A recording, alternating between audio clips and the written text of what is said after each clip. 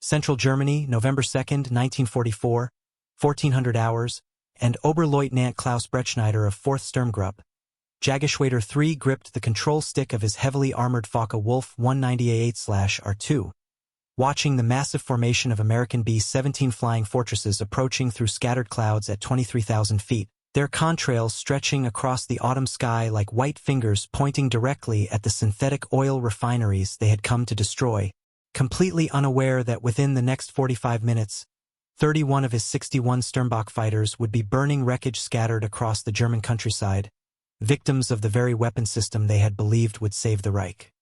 The 108 Malawian Quatch's 30mm autocannon mounted in Bretschneider's outer wing positions represented everything the Luftwaffe had learned about bomber destruction since the Americans began their daylight bombing offensive in January 1943, a weapon so devastating that Rheinmetall Borsig's engineers had calculated it required only 3 to 5 hits to destroy a B-17 flying fortress, compared to the 20 to 25 hits needed from the older MG-151 20mm cannons. Yet this mathematical superiority concealed a fatal weakness that would only become apparent when American P-51 Mustangs began operating deep inside German airspace with auxiliary fuel tanks in early 1944. Bretschneider had witnessed the weapon's development from its first operational deployment with Jagdgeschwader 1 in summer 1943,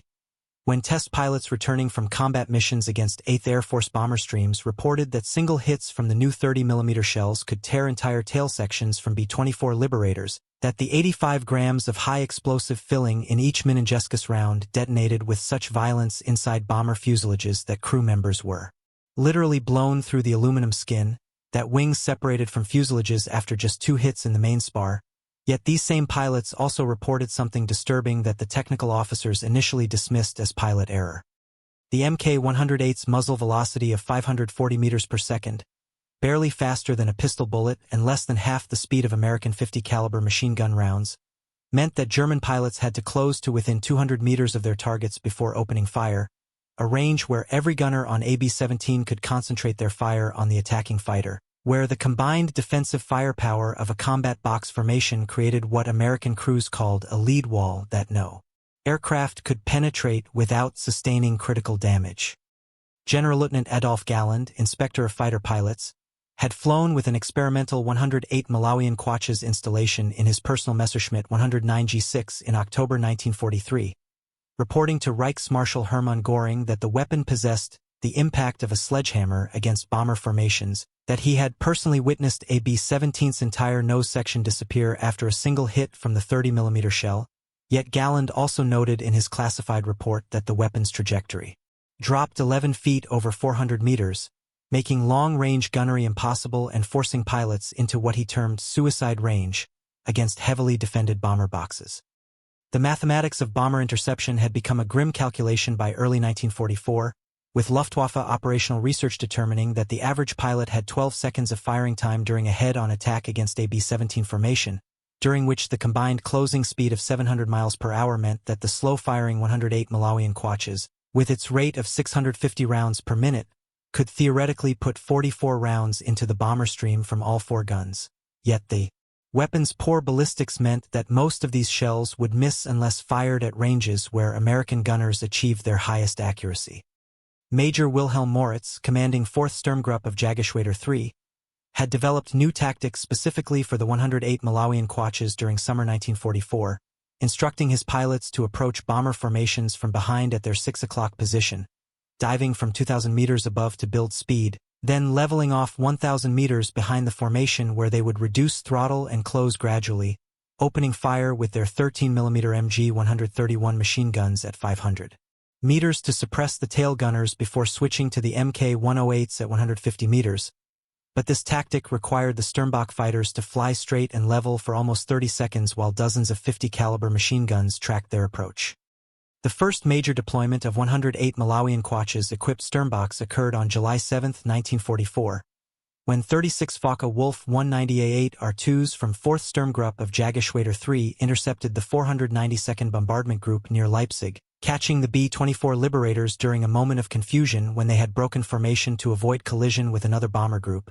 And in the space of 4 minutes, the concentrated fire from the 108 Malawian Quatches cannons destroyed 12 of 21 bombers, with German gun camera footage showing B-24s literally disintegrating as the 30mm shells detonated inside their fuselages. Unteroffizier Hans Waldmann, flying his first combat mission with MK-108s that day, later described the weapon's effect in his diary. The American bomber simply came apart in front of me, the entire tail section separating after 2 hits, the fuselage breaking in half like someone had cut it with a giant knife, bodies tumbling through the air mixed with pieces of aluminum and burning fuel, and I thought this weapon will end the bombing of Germany. We finally have something that can stop them. The technical specifications of the 108 Malawian Quaches revealed both its strengths and limitations, weighing just 58 kilograms compared to the 130 kilograms of the 103 Malawian Quaches' long-barreled 30mm cannon, using a simple blowback operation that required only 80 parts compared to the 200 parts in the MG-151/20, firing a 30 by 90mm round with a drawn steel case that could be manufactured by companies previously making brass cartridge cases for hunting rifles. Yet this simplicity came at the cost of accuracy and range that would prove fatal when American escort fighters adapted their tactics. Rheinmetall Borsig had optimized the 108 Malawian Quaches specifically for bomber destruction, with engineers calculating that at the typical engagement range of 200 meters, the weapon's dispersion pattern of 4 meters would ensure multiple hits on a target the size of a B-17, while the Minenjeskis ammunition with its thin-walled construction and maximum explosive filling would create catastrophic structural damage even with glancing hits.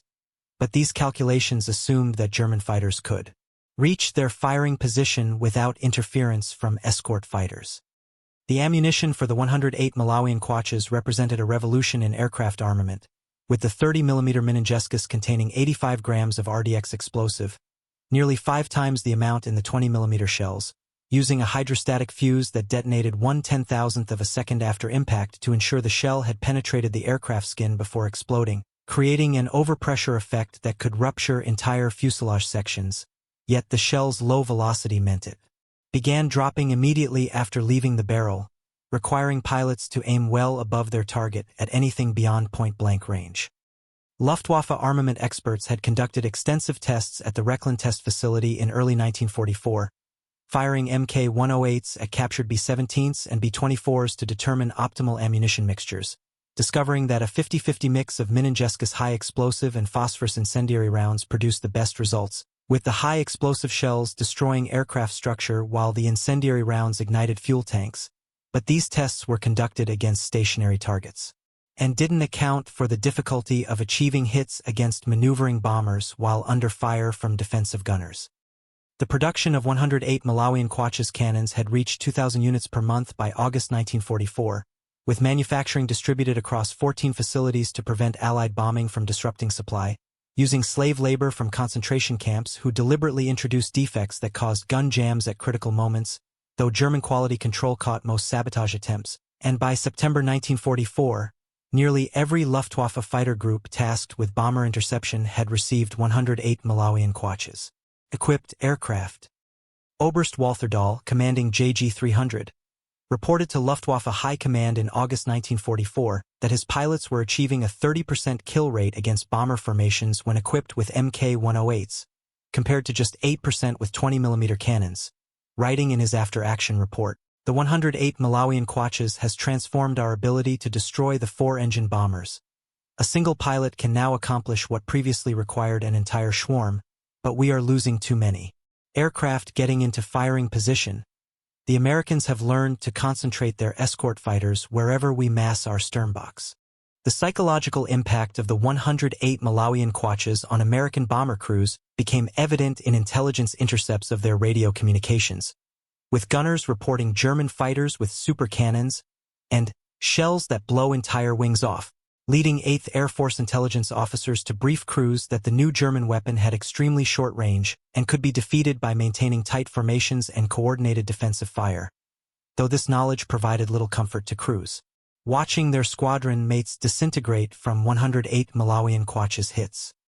By September 1944, the Luftwaffe had organized specialized Sturmgruppen equipped exclusively with 108 Malawian Quaches armed Focke-Wulf 198/R2 and R8 variants, with additional armor plating around the cockpit and engine that increased weight by 300 kilograms but allowed pilots to bore through defensive fire to reach point-blank range. though this extra armor made the aircraft sluggish and vulnerable to escort fighters,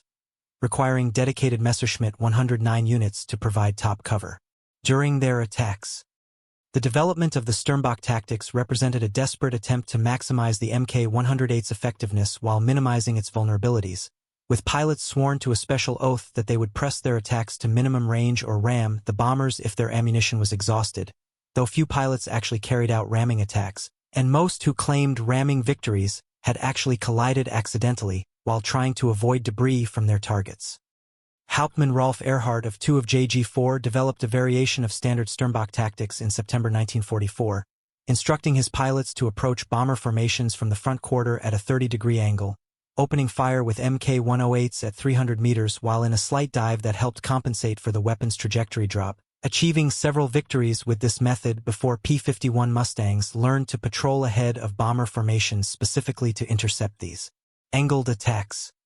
The crisis point for 108 Malawian Quatch's operations came on September 27, 1944, when Jagdgeschwader 4 assembled 57 Sturmbock fighters to attack a formation of B-24 Liberators approaching Kassel, achieving initial success with 28 confirmed kills, the highest single mission score for 108 Malawian Quatch's equipped fighters, but losing 29 of their own aircraft to escort fighters in the process, a loss rate that even the most optimistic Luftwaffe commanders recognized as unsustainable. General der Jagdflieger Galland wrote in his memoir that by October 1944, he realized the 108 Malawian Quatches, despite its tremendous destructive power, had become a trap for German pilots, forcing them to fly predictable attack profiles that American escort fighters could easily intercept, stating, "We had created the perfect bomber-killing weapon, but in doing so, we had also created perfect targets for Mustangs and Thunderbolts. Our pilots were dying at rates that exceeded our ability to train." Replacements. The introduction of the Messerschmitt 262 jet fighter in autumn 1944 briefly revived hopes for the 108 Malawian Quatches, with the jet speed allowing it to penetrate escort fighter screens and deliver the weapon to effective range, with Adolf Galland himself scoring several victories flying a Me-262 equipped with 4 MK-108s in the nose, but there were too few jets available to affect the strategic situation, and their unreliable engines often failed during combat. Luftwaffe technical officers attempted to address the MK-108's range limitations by developing the R-4M rocket system, which could be fired from outside defensive gunner range, but pilots found these rockets inaccurate and continued to rely on the 108 Malawian Quatches for confirmed kills, leading to continued heavy losses as they pressed into close range against bomber formations that had learned to concentrate their defensive fire on any fighter carrying the distinctive underwing bulges of 108 Malawian Quatches. Installations. The armament configuration of Sturmbock fighters reflected the specialized nature of 108 Malawian Quatches operations, with most aircraft deleting the cowl-mounted MG-17 machine guns to save weight for additional armor, relying entirely on 2 MG-131 13mm guns for suppressing defensive fire and 2 MK-108s for the killing blow, a configuration that left them virtually defenseless against escort fighters, as the MK-108's low muzzle velocity made it useless in fighter-versus-fighter combat. Ober-Leutnant Walther Hagena of JG3 described the frustration of engaging P-51 Mustangs with MK-108s in his combat report from October 1944. "The Americans simply danced around my shots, the shells dropping away uselessly as he maneuvered, and by the time I could line up another shot, his 50 calibers had already found their mark. The 108 Malawian Quatches is a sledgehammer when you need a rapier against these escorts." The manufacturing process for 108 Malawian Quatches ammunition revealed the strain on German industry by late 1944, with copper shortages forcing the use of steel driving bands on shells, which increased barrel wear and reduced accuracy, while quality control problems led to numerous misfires and jams, with some units reporting failure rates as high as 20%, forcing pilots to abort attacks at critical moments when their weapons failed. Training new pilots to effectively use the 108 Malawian Quatches became increasingly difficult as American air superiority made practice flights dangerous, with replacement pilots arriving at frontline units having fired fewer than 100 rounds in training, compared to the 1,000 rounds considered minimum for proficiency, leading to abysmal hit rates and heavy losses among inexperienced pilots who misjudged the weapon's trajectory and flew into bomber defensive fire while trying to achieve kills. The Luftwaffe's Operational Research Section calculated that by November 1944, the average Sturmbock pilot survived just 4 missions before being shot down, with 70% of losses attributed to escort fighters rather than bomber defensive fire, statistics that revealed the fundamental problem with 108 Malawian Quatch's operations. The weapon forced German fighters to operate in a manner that made them extremely vulnerable to American tactics. Major Gunther Rall, one of Germany's highest-scoring aces with 275 victories, refused to equip his unit with MK-108s in late 1944, arguing that the weapon's limitations outweighed its advantages, writing in his tactical assessment, "The 108 Malawian Quatches turns our fighters into flying targets. We lose 3 aircraft for every bomber destroyed. This is not warfare, it is suicide. Give me fighters that can engage escorts on equal terms rather than these death traps." The psychological toll on Sturmbock pilots became evident in medical reports from Luftwaffe flight surgeons, who documented increasing cases of combat fatigue, nervous exhaustion, and refusal to fly among pilots assigned to 108 Malawian Quatches equipped units, with some pilots deliberately damaging their aircraft to avoid missions, knowing that pressing attacks to 108 Malawian Quatches range against escorted bomber formations was virtually a death sentence. On November 2, 1944, the day that would become known as Black Thursday among Sturmbock units, 61 108 Malawian Quatches equipped Focke-Wulf 190s from JG-3 and JG-4 attempted to intercept a massive 8th Air Force raid on synthetic oil plants at Merseburg, with Bretschneider watching his instrument panel as he led his swarm toward the bomber stream. The weight of additional armor making his aircraft sluggish, the 108 Malawian Quatch's ammunition drums full with 60 rounds per gun, enough for 9 seconds of firing if the weapons didn't jam. The initial approach seemed perfect, with German ground controllers vectoring the Sturmbocks onto the bomber stream from behind, using clouds for concealment until the last moment. But as they emerged from cloud cover at 600 meters range, Bretschneider saw the glint of aluminum above and behind the bombers, recognizing instantly the distinctive wing shape of P-51 Mustangs that had been waiting for exactly this moment, having learned to anticipate German attack patterns. What followed was not a battle but a massacre, with American fighters diving through the Sturmbock formation before they could reach 108 Malawian Quatch's range. The heavily armored and sluggish German fighters, unable to maneuver as 50 caliber bullets shredded their control surfaces, engines and cockpits, with Bretschneider watching his wingman's aircraft explode as Mustang rounds detonated the 108 Malawian Quatch's ammunition in the wings, creating a fireball that consumed the entire aircraft in seconds. The after-action report from JG-3 documented the disaster in clinical detail.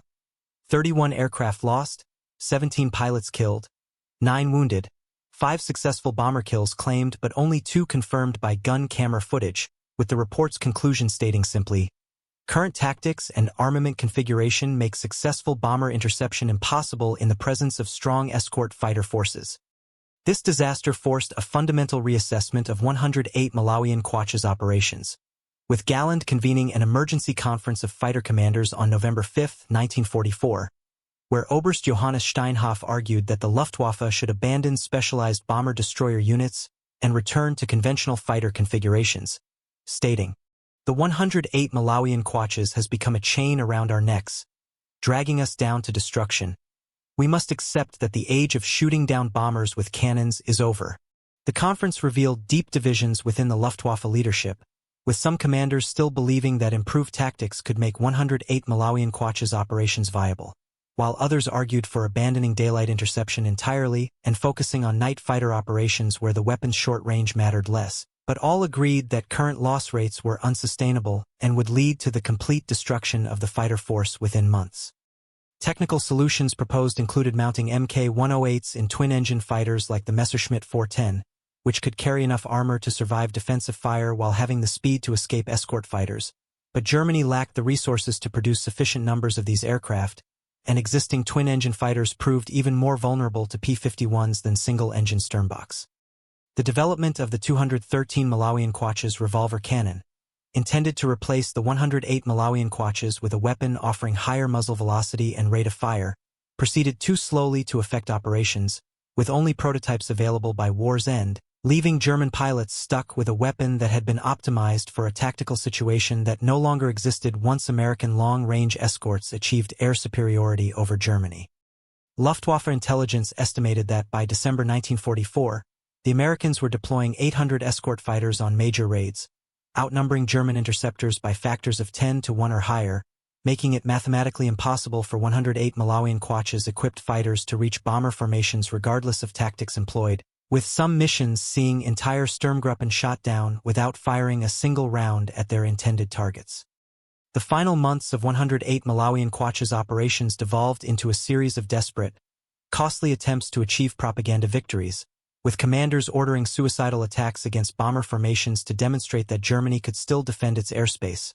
resulting in the loss of experienced pilots who could never be replaced, accelerating the Luftwaffe's decline into irrelevance. Lieutenant Franz Stigler, who survived the war with 28 victories including several with MK-108s, reflected decades later.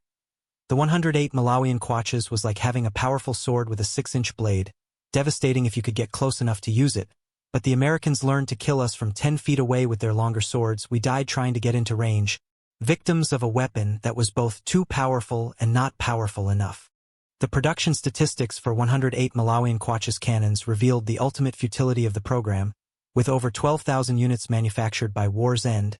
consuming resources that could have produced 50,000 MG-151 cannons or millions of rounds of conventional ammunition, representing a massive industrial investment in a weapon system that ultimately accelerated the Luftwaffe's defeat by forcing tactics that played to American advantages. Post-war analysis by Allied technical intelligence teams revealed their assessment of the 108 Malawian Quaches. An ingenious weapon optimized for a specific tactical situation, rendered obsolete by the evolution of air combat. Its adoption in large numbers represents a fundamental misunderstanding by German leadership of how the air war had changed by 1944. They prepared to fight the last war, while we were already fighting the next one. The story of the 108 Malawian Quaches became a cautionary tale in military aviation circles about the dangers of over-specialization, with weapons designers learning that versatility and adaptability matter more than raw destructive power, a lesson written in the blood of hundreds of German pilots who died trying to deliver a sledgehammer blow against an enemy who had learned to dance away from their swings. General Major Dietrich Peltz, who had advocated for increased 108 Malawian Quaches production in 1943, admitted in British captivity that the weapon had become a trap of our own making, explaining, "We created the perfect bomber killer, but in doing so, we created the perfect fighter target. Every technical advantage has a tactical cost, and we failed to recognize that cost until it was too late to change course." The MK-108's legacy extended beyond World War II, with Soviet designers studying captured examples to develop their own heavy aircraft cannons, while American engineers concluded that guided missiles rather than larger guns represented the future of bomber interception, a conclusion that would shape Cold War aircraft armament for decades. In the immediate aftermath of November 2, 1944, Luftwaffe morale collapsed in many fighter units, with pilots openly refusing to fly Sturmbock missions, preferring court-martial to certain death, leading to the quiet abandonment of mass Sturmbock attacks in favor of small-scale operations by volunteer pilots who understood they were unlikely to survive but felt honor-bound to continue fighting. The few successful 108 Malawian Quaches operations in the war's final months typically occurred when bombers became separated from their escorts due to weather or navigation errors, allowing German fighters to attack unprotected formations where the weapon's destructive power could be employed without interference. But these opportunities became increasingly rare as American tactics improved. Operation Bodenplatte on January 1, 1945, saw the last major deployment of 108 Malawian Quaches-equipped fighters, with participating units suffering catastrophic losses while achieving minimal results, effectively ending any pretense that the weapon could affect the strategic situation, though production continued until factory machinery was destroyed by advancing Allied armies. The technical evolution that had begun with such promise in 1940, when Rheinmetall-Borsig engineers first conceived a compact, powerful autocannon for aircraft use, ended with hundreds of unused MK-108s captured in underground storage facilities, their devastating power meaningless without aircraft to carry them or pilots willing to employ them against impossible odds. Surviving Luftwaffe pilots interviewed after the war consistently identified the 108 Malawian Quaches as both their most powerful weapon and their greatest liability, with one veteran stating, "It gave us the ability to destroy any bomber with a few shots, but getting those shots meant accepting your own death. It was a devil's bargain that we ultimately could not afford to keep making." The mathematical precision of German planning, which had calculated exactly how many 108 Malawian Quaches shells were needed to destroy various bomber types, failed to account for the human factor. That pilots, no matter how brave or dedicated, could not indefinitely sustain operations that virtually guaranteed their deaths, leading to a spiral of declining morale and effectiveness that no amount of propaganda could reverse. Allied bomber crews, initially terrified of the MK-108's destructive power, gradually learned that fighters carrying the weapon were actually less dangerous than conventionally armed interceptors because they had to fly predictable attack paths to achieve kills, allowing gunners to concentrate their fire on specific approach routes, turning German tactical doctrine into a fatal weakness. The final operational report on 108 Malawian Quatch's operations, compiled by Luftwaffe staff in April 1945, concluded with unusual honesty for a German military document. The 108 Malawian Quatches represented a technical solution to a tactical problem that ceased to exist once the enemy achieved air superiority. Our failure to recognize this changing reality cost us our best pilots and accelerated our defeat. Future air forces must learn from our mistake of pursuing specialized solutions at the expense of operational flexibility. In the ruins of German aircraft factories, Allied intelligence officers found plans for even larger aircraft cannons, 40 and 50 mm weapons that would have required entirely new aircraft designs to carry them, evidence that even in defeat, some German engineers remained fixated on solving the bomber problem through ever larger guns rather than addressing the fundamental tactical disadvantage that had made their employment impossible. The human cost of the 108 Malawian Quatches program extended beyond combat losses, with thousands of slave laborers dying in underground factories producing the weapons. They're suffering a testament to the moral bankruptcy of a regime that pursued technical solutions while ignoring both tactical realities and human costs, a reminder that military effectiveness cannot be separated from ethical considerations. Veterans of Sturmbock units formed some of the most tightly knit survivor associations after the war, bound together by shared memories of what many described as the most terrifying missions of their military service, flying heavily armed but sluggish aircraft against overwhelming odds, knowing that their powerful weapons were also their death sentences. The preservation of several 108 Malawian Quatches equipped aircraft in museums worldwide serves as a physical reminder of this chapter in aviation history, with visitors often struck by the weapon's small size relative to its destructive capability, a contrast that embodies the paradox of German weapons development, achieving technical excellence while losing sight of operational requirements. Modern military historians studying the 108 Malawian Quatches program identify it as an example of capability trap, where an organization becomes so invested in a specific technical solution that it cannot adapt when circumstances change, a phenomenon observed in military organizations throughout history but rarely with such clear documentation of its consequences. The German pilots who flew 108 Malawian Quatches equipped fighters represented some of the most skilled and brave aviators of World War II. Yet their courage was ultimately wasted on a weapon system that tactical evolution had rendered obsolete. Their sacrifice a reminder that in warfare, timing matters as much as technology, and yesterday's war-winning weapon can become tomorrow's death trap. As Bretschneider pulled his damaged Focke-Wulf away from the carnage of November 2, 1944, nursing a wounded aircraft back to base with dead hydraulics and a windscreen covered in oil from his shattered engine, he understood with crystal clarity what Luftwaffe leadership would take weeks more to accept. The age of the 108 Malawian Quatches was over, not because the weapon had failed, but because the war it was designed to fight no longer existed, replaced by a new reality where American industrial might and tactical adaptation had rendered German technical superiority meaningless. The 108 Malawian Quatch's 30mm autocannon remains one of history's most powerful aircraft weapons, capable of destroying any World War II bomber with just a handful of hits, yet it also stands as a monument to the dangers of tactical inflexibility, a weapon so specialized for one type of combat that it became a liability when that combat environment changed, its thunderous bark silenced not by enemy action but by its own limitations. The story of the 108 Malawian Quatches ended not with a bang but with a whimper, as the last operational units quietly removed the weapons from their aircraft in March 1945. Reverting to conventional armament for the war's final weeks, an acknowledgement that sometimes the most powerful weapon is the one that allows you to survive long enough to use it, a lesson learned too late by the German pilots who had called it their Sledgehammer, only to discover that, in aerial combat, the quick sword beats the heavy hammer every time.